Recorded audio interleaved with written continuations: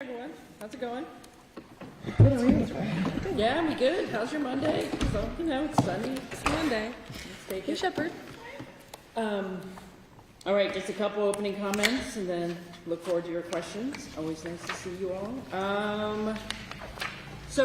We know President Trump's budget came out last week, and as they do in Washington, D.C., the president puts out a budget. We're actively analyzing it. I think here's my message today. Not knowing exactly all the details, but what I would anticipate is that we need Congress to stand up to the president and make sure people are not hurt by some of the budget cuts that they're talking about, whether that's housing or human services.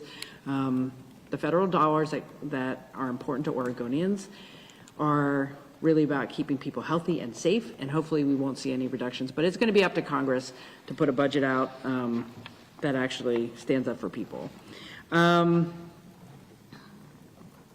don't know if I have a whole lot new on the budget side on the federal administration update, but we're continuing to monitor. We get, new things every week. We're checking, budgetary streams and things like that. But I do want to talk about one in particular that made the news that I want to highlight. It's the U.S. Department of Education canceling about $1 billion in federal mental health grants.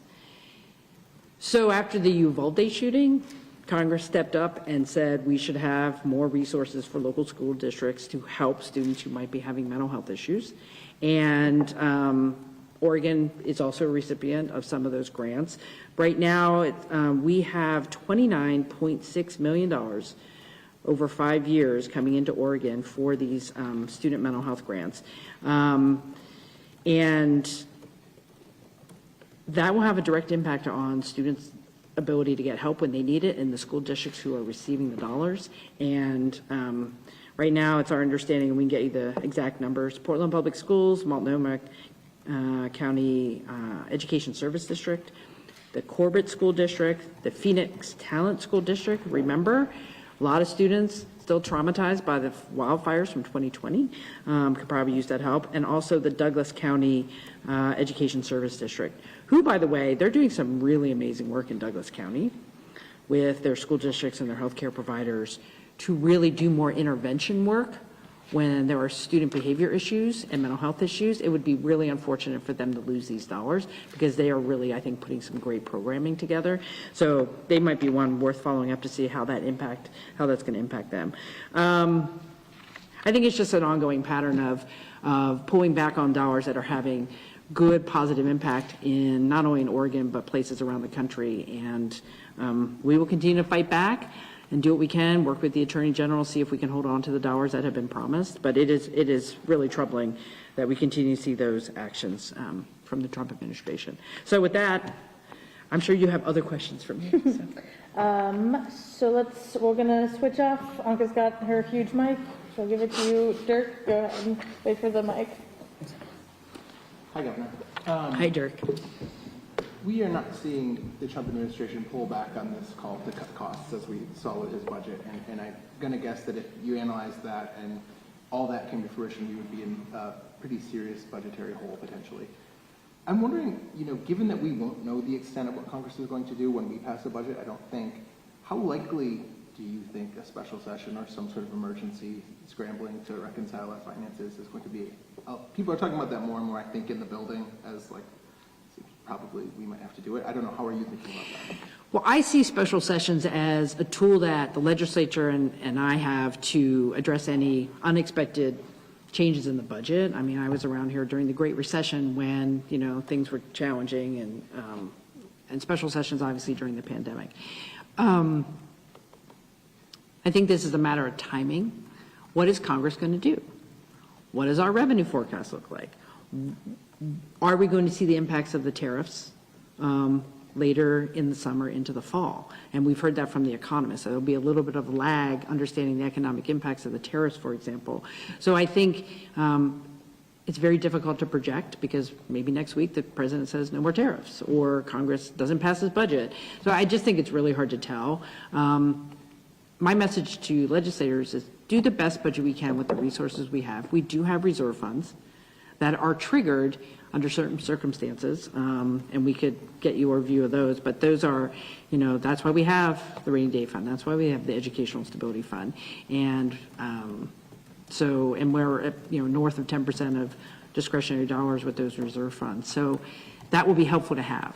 But I want to step back and say, if the types of cuts that the Trump administration and Congress are contemplating go through, every state, including Oregon, will be devastated by those budget cuts. There is no way for state dollars, no special session or reserve funds included, that will be able to make up for that.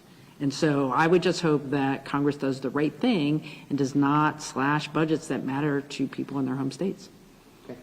I have a remote question. Adrian Thomas with KPTV. This late into the legislative session, are you confident, Governor, that your proposed $771 million to fight homelessness will be supported by lawmakers? And what commitments have been made, if any, to Multnomah County as they face a $100 million shortfall for their homeless services? Okay, let me take the first one. So there is consensus with legislators and legislative leadership that we need to continue to focus on housing and homelessness. That has never been in question.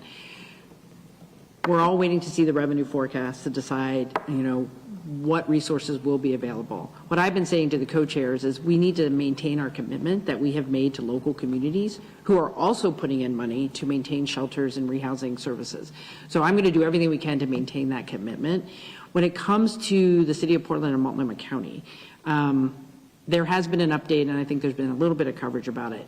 I said to the city and the county, you need to get on the same page about what additional emergency dollars you're going to need. Now remember, Multnomah County would also be receiving money under my budget already, but because of their budget cuts and the scale of the problem in Multnomah County, the challenge of serving folks, they are going to be short. So the city and county now have a joint proposal of asking for $25 million in addition to my budget to help them get through this challenging situation for them. And I'm supportive of that. Now, I don't know if we can get that money, but what I like is we now have a joint proposal with one number that my understanding is reflected in both the chair's budget and the mayor's budget. So all three are on the same page. We're all on the same page that that's what we would need to help get their budgets done on top of the resources already hoping to come from the state. Go ahead, Alex. I'm sorry, getting up. Oh, I guess it's a little bit of money here. The state recently signed this memorandum of agreement or understanding with a sort of insurance association here. Yeah. My question is, seems like a great plan to get the state and an insurance association in alignment about what people could do to their homes to stop their sky-high premiums. The state's run out of money for home hardening grants. OSFM has. It sounds like defensible space, the home hardening grants are up. As far as I know, there's no legislation right now that would actually send Oregonians money to help do the work to mitigate against wildfire on their property or on their home. Can you walk me through sort of what's supposed to happen after this as far as ensuring that if people get these certifications, the insurers will honor maybe not a reduced rate, but a paused or less likely to rise fast? And then what is the legislature going to do to help people pay for it, if anything? Okay, lots in there. Okay, so the session's not over yet, but I'm going to continue to fight for dedicated dollars and frankly new dollars to help to have more of these community-based grants that help not only individual homeowners harden and protect in wildfire, but the whole community. Because here's what we learned in this briefing last Friday, and I'm blanking on the name of the science. It's the Institute for Business and Home. So there's this nonprofit that literally tests how different types of structures and placement and materials keep communities safe when wildfires coming in. And it's based on science. So they literally test these things and say, if you do these things, maybe even have homes hardened around a neighborhood, and you don't have to harden everyone in the neighborhood, but you can better protect your community. I mean, they're really trying to figure out best practices. So the memorandum of understanding between the state fire marshal and this institute is to say, let's work together, figure out what works best, and let's apply it here in Oregon. What I think is important for us is we continue to have insurance for our homeowners here, despite the wildfire risk. That is not true in other states. We've been a lot more proactive. Now, we also want the price to come down, but minimum, we need to have insurance for our homeowners, right? Even if the price ticks up. Now, first things first, can we get entire communities more protected and maintain property insurance coverage, right? And then maybe get to the secondary question, which, so when individual property owners do some things, what does that mean for them when it comes to their insurance costs? That's kind of the secondary piece. Right now, it's broader community resilience and hardening and maintaining the ability to get property insurance in the state of Oregon. And this institute's going to help us do that. Just a little bit of preview. Later in June, they're going to do a demonstration here in Oregon, so you're going to be able to see some of this to show how if you're building right and doing certain things, you can protect properties and communities better. Is it just like in California, it's codified, insurers are required to put this into your calculus for your property insurance? Is there something coming down the pike for Oregon as far as if we do this, insurers will be required, they'll be regulated as far as putting that in? I think I would refer you over to DCBS for the specifics, but what I heard on Friday was we still have an insurance market here in Oregon. California is really struggling to maintain insurance coverage. That's not our issue right now. Our issue is let's keep it. And I think by working with the insurance industry and the best practices for communities, we're going to have a different relationship than they have in California. And that's one of the things I heard on Friday, that they, for a whole lot of reasons, have made it very difficult to keep insurance in the state of Oregon, or state of California. I have a question, Brad Ford from KEX Radio. Where does the transportation bill stand, and where do you want to see happen? Well, legislators are still working on their transportation package. I think that they had, like I said last week, they have a good framework. They're asking all the right questions. My priority still is making sure that the Oregon Department of Transportation has the resources they need to provide the safety and maintenance of our roads that we need. And any accountability structures that people want to put on, I am open to them, but we need an agency that can actually meet the needs of Oregon. Ooh, lots of hands. Ooh, hello. Hi, Governor. I just wanted to ask about the recent termination of the settlement between OHSU, or the recent termination of the merger between OHSU and Legacy Health. Do you have any comment on that? Was it as sudden as it was to us to you? And did you have any knowledge beforehand that this was going to be happening? Well, I'll just answer the last question first and say I had some general awareness that they were looking at the terms of their agreement. That is separate from the merger conversation, and that is the process to approve the merger by Oregon Health Authority. I don't have anything to do with that, have not talked to the health authority about that. My understanding, it's a mutual agreement to separate, go their separate ways. I think the question now for both institutions is how do we continue to make sure access to care is guaranteed in the metro area? They might end up doing it separately, but we have to continue to make sure there's access to care. Okay, great. Go ahead. Hi, Governor. I wanted to ask about the plan that you and Portland Mayor Keith Wilson announced last week related to system development charges and essentially suspending them, right, to encourage more development. How do you, I guess I have two quick questions. The first one is, what kind of response have you gotten to that? And the second one is, how do you balance that encouragement of more development, knowing that it will cost local government like millions of dollars that they're not going to be receiving for those charges? Yeah, we've had good response to the proposal. I think the city is doing the right thing, and I praise the mayor for being bold and saying, if we want more housing, we have to put something on the table. And I think system development charges are a good approach. And some other places have already done this, or they delay them, or if you're building certain types of housing, you don't have to pay them. We need more housing in Portland.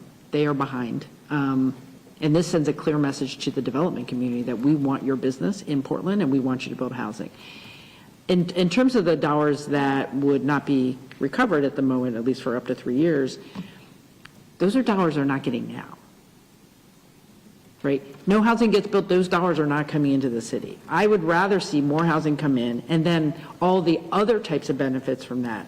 Incomes, people come in, there's a business activity. Well, when there's more housing, there are also other benefits, not just the SDC fees. And I also want to remind folks that SDCs were originally designed more for places where there was no infrastructure. This is in the central city core, in Portland, within the urban growth boundary. There is existing infrastructure. Now, you don't want to do this forever, but for 3 years and to get up to 5,000 units, that would be a huge boom for the city of Portland, and I think it was the right step to take. I have a remote question. This is my last remote question for now. Rogue Valley Times, Beverly Pollock. Has your office reviewed the letter and petition from the Justice for Hakeem campaign and Southern Oregon base regarding firefighter Brian Hakeem Simpson, the wildland firefighter sentenced to 70 months of prison after defending himself during what has been alleged to be an unprovoked attack in June? I was told a packet had been submitted and confirmed as received by your office. If you hadn't had a chance to review the packet, can you comment on whether you're familiar with the case and if you plan to issue a statement? I don't know if we received the packet. If anyone's reviewing it, it's probably my legal team, and I'm aware with the high-level details of the case. It is complicated, and appreciate people's advocacy, and we'll continue to review the case. Deborah. Hi. Really quick Hi, question Lauren. about the mental health fund. I'm wondering if you heard anything about that just being cut to blue states. Did you get any inkling of that? I have not heard. I don't know. I don't know if that's true or not. I don't know. Yeah, I don't know. We can find out. Okay. And then a better question. There was a bill in the state legislature this session that died that would have made the child welfare ombuds more independent, kind of like Fred's deal on the long-term care facility ombuds program. And I'm just wondering what you think about that idea, because we have had issues with the Oregon Youth Authority ombuds and the Department of Correction, and does it make sense to have these people who are, their role is supposed to be sort of a watchdog of the agency, report to people within the agency, or even report to the governor's office? So across state government, we have quite a few ombuds positions, people who are, it's their job to take incoming concerns, complaints, and pass them along. I think the long-term care ombuds is a little different because that's required by federal law. Right. So, And they are independent, yes. but that was established by federal law. My question about ombuds is always, will they have the resources and the ability to function in the way they want? I don't personally believe that they have to be completely separate from the agencies that they're receiving information about. We have an ombuds, for example, the Oregon Health Authority, who works on behalf of Oregon Health Plan recipients. They receive information, they report it up the chain, it has impact. So I don't necessarily think they have to be separate from an agency. What I want to make sure is, are people using them? Do people know about them? And when they have information to share with leadership, are they being heard? And I don't have any reason to believe that that's not happening. But there were some issues with the Department of Correction ombuds who felt like being within the Department of Corrections and then reporting to your office was problematic. Well, that one's a little different only because, so the Department of Correction Ombuds Office was established many, many years ago in statute. It was reinvigorated during the COVID pandemic, and I actually worked on that when I was speaker, and the position was placed in the governor's office primarily because that's where it's the best place for an office that will help the Department of Corrections do their job better. It is in my office. We have someone in the position now who's doing a great job. And they also work in coordination with the Inspector General because there is a position also within DOC that's also about process improvement and responding to complaints. I think we should do all of that, but I don't think we have a problem with the ombuds in my office. That was more or less, people didn't know where to put it, and it came into the governor's office. Yeah, okay. It just seems sort of hard to me to be a watchdog when your boss, if you're trying to report on problems that might look politically bad for somebody that you are reporting to, that just seems like, inherently difficult. Well, every state does it differently. I mean, I don't assume where your office sits is inherently a conflict. To me, it's about what process do you have? Is your information being used and utilized? And every state does it different. And you can even see across Oregon state government, it's different in every different agency. It's like, so maybe that's a bigger conversation we have with the legislature versus just one-offs here and there. Because it is like, might have to be an enterprise conversation at some point. Go ahead, Dick. Oh, just making Anka run around. With the big mic. Hi, Dick. Hi, Governor. You, Senator Wyden, and others are saying you don't appreciate what the Trump administration is doing. But what practical effect can you have? I mean, you're not fond of the West Coast states. You're Democratic politicians. Is this just spitting into the wind? Or is there something you can really do to force Congress or help Congress make what you think are the right decisions? Well, right now, I do think it's important to speak up, and I think you see that from Senator Wyden as well, and Senator Merkley and all the members of the congressional delegation. It's always important to stand up and say what's right and what's wrong, and if it's going to hurt people. The position for me is I'm going to stand up for the law that has been passed here in Oregon, whatever that issue is, right? So if our state law says a certain thing, I need to follow that, and we have to make it very clear to the Trump administration. It's like, I have to follow the law. This is about states' rights. This is about, Oregonians having their own laws. And I think we are doing things in a way that will lift up our state, and I'm going to keep telling people that. Anastasia. Hi, Governor. I was just wondering, what's your response to the 30-day plan released by the Oregon State Hospital? And what further, long-term steps are you planning to take to ensure that some of those problems, like staffing issues, lack of clarity on protocols, that they're addressed over time? Thank you. I think the interim director there, Mr. Baden, is on the right track. I think his preliminary 30-day plan is focused on the immediate safety and health needs of the folks who are there, and that is good. But I will be asking him, well, what's next after that? And I think you raise a really good issue around staffing. We want to make the Oregon State Hospital a place where people who work there can feel supported and do the best job possible. We have way too much overtime. People need to have more consistent, regular scheduling. I do think we can be an employer of choice if we work on some of those things. So there are some broader, longer issues to making sure the state hospital is a place where we can retain and recruit the best folks to work there, because I do think we are understaffed, and that is, I think, contributing to some of the issues there. One more. Alex. There's like 6 or 8 bills right now that are related to electric utilities. I've never seen more utility lobbyists going around trying to get lawmakers, your resource advisors, everybody to, there seems to be a lot of conflicts around rates and liability and where that falls. The Northwest Power and Conservation Council say major driver of near-term transmission growth demand is data centers. When the dust settles and this session is over, what can Oregonians expect about painful electric rates that have gone 50% in the last 5 years? The continued assertion that data centers are driving a lot of the near-term investment that's driving costs up faster, right? This was 20 years out and we were just talking about buildings and cars. It would be different. And what does it say about your Public Utilities Commission and maybe public trust there, that so many bills are being considered right now that kind of have to do with their work of regulating, making sure energy is affordable for Oregonians, protecting them from burning up in a wildfire should a power line ignited fire start. I guess I'm just wondering more broadly, what do you want out of the end of this? And what do you think it says about the Public Utilities Commission and maybe sort of more broad public trust or not in their ability to regulate?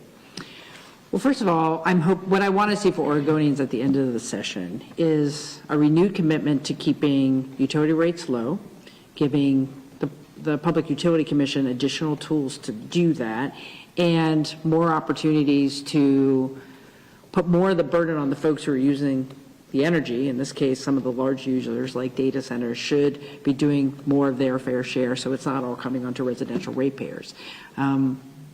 I do think we need consistency on what we're expecting from the large utilities around wildfire risk, and we've started that a couple years ago, and that's a continuing conversation.